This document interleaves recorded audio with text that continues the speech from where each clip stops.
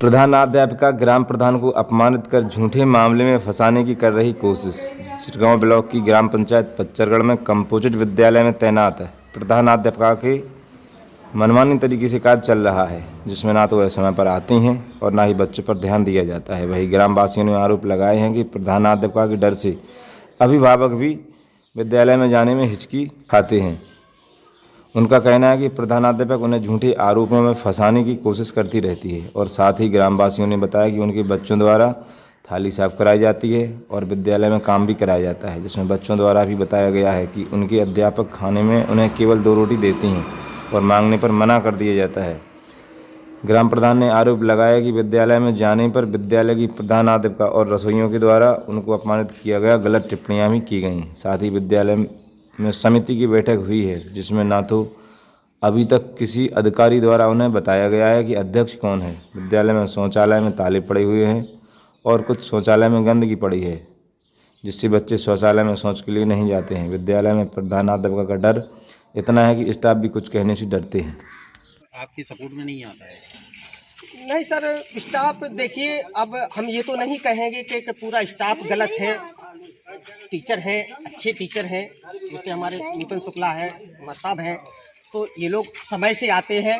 हाँ, कभी देखिए सर, चलता है, अगर महीने में 1-2 दिन लेट हो जाए, कोई समस्या आ जाती तो इतना वो भी नहीं है। लेकिन आप किसी भी बच्चों से पूछ लीजिए, जागृति पाठक मैडम कभी भी 12-1 बजे के पहले कभी भी इस विद्यालय में आई हूँ। ये बच्चे भगवान का रूप होते हैं, इनसे आप कभी भी पूछ लीजिए। अगर मैंने कभी भी आप पूरे स्टाफ से पूछ लीजिए, मैंने कभी किसी से बदतमीजी की हो। इनका आपको ये कह रही थी कि आप हमारे खिलाफ, यानी प्रधान के खिलाफ आप गवाही दीजिए कि हम पैसे मांगते हैं इनसे, गुंडागिर्दी करते हैं इनसे। पूरा स्टाफ जी इन्होंने नहीं दी। इन्होंने अपना बयान वापस ले लिया कि नहीं, ऐसा कुछ नहीं, कभी गाली नहीं दी। तो फिर ये हमारी गांव की, इनके हस्बैंड जो जागृति पाठक के हस्बैंड हैं, राजेश पाठक, वो हमारे गांव में की राजनीति में आ गए। जो सहारिया समुदाय के जो आवास बने हुए हैं सर, उनका आवास बनवाया। तो इन्होंने षड्यंत्र रच के पैसे का लालच दे करके इनको बराबर डीएम साहब के पास मेरी झूठी एप्लीकेशन लगवा के कि हमें अब एससी से ही फंसाएंगे, हम तुमको एससी के महिला से, उस महिला को ये झूठा वो लिख भी 2-3 बार उसने लिखा है राजीनामा के, नहीं ये हमसे करवा रहे हैं और हम ये झूठ है। फिर भी ये फिर दबाव बना करके उनको कि हम तुमको पैसे देंगे, हम तुमको केवल प्रधान जी के खिलाफ आप छेड़खानी का आरोप लगाओ। तो सर ये हमारी शिकायत भी 10 बार करवा चुके हैं सर शिकायत। तो अब ये गांव में जब इनको यहाँ पर कोई सपोर्ट नहीं मिला तो ये हमारे गांव में राजनीति करने लगे हैं इनके राकेश पाठक और मैडम। बताइए कहाँ तक सही है? ये हमको बिल्कुल इतना फंसाना चाहते हैं कि किसी भी तरीके से हम तुमको आवाज़ उठाने नहीं देंगे। यहाँ पर जो भी अभिभावक आता है, जो भी अगर यहाँ आवाज़ उठाता है तो उसको यही कहकर दबा दिया जाता है कि आप चुप रहिए, नहीं तो आपको केस में फंसा देंगे। जो हमको करना है, विद्यालय हमारा है, आप कुछ नहीं होते हो, चाहे अभिभावक हो चाहे कुछ भी हो, आप गेट के बाहर रहिए। अभिभावक को भी नहीं, सपोर्ट जी नहीं, कोई भी। और आपको मैं एक और फोटो दिखाऊंगा जिसमें, और बच्चों से पूछिए, खाना बनने के बाद आपको डिब्बे ले जाते हुए रसोइयों के जाते हैं खाना वो स्वयं ले जाते हैं अपने से। और जब ये बताइए, जब पंचायत का काम है मिड डे चलाना, तो आप क्यों, आप पढ़ाई पे ध्यान रखेंगी कि सिलेंडर भरवाने में ध्यान रखेंगी? आपको बच्चों को पढ़ाइए ये, क्योंकि उसमें ये अभी 2.5 लाख रुपए का इन्होंने 2,40,000 रुपए का गबन किया है। धोखाधड़ी, प्योर धोखाधड़ी की है इन्होंने।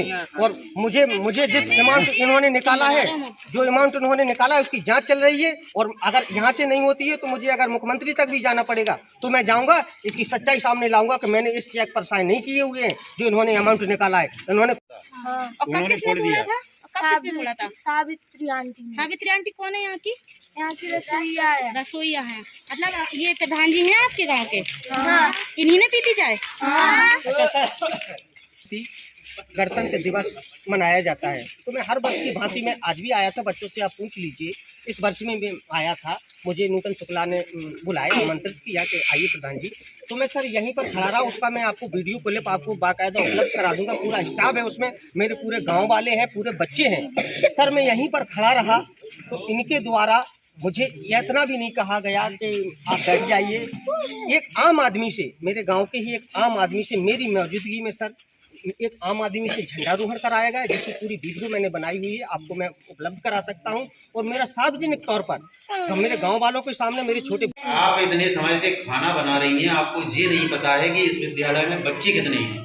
बच्चे तो टोटल 80-85 ऐसे हैं। वनली 80-85, लेकिन हमें तो जानकारी मिली है कि 136 के आसपास बच्चे हैं इस विद्यालय में। बच्चे रोज नहीं आते हैं। अच्छा रोज नहीं आते अभी। पर डे का खाना कितना बनता है? खाना कितना बनता है आपका यहाँ पे? कितने बच्चों का? 80 बच्चों का।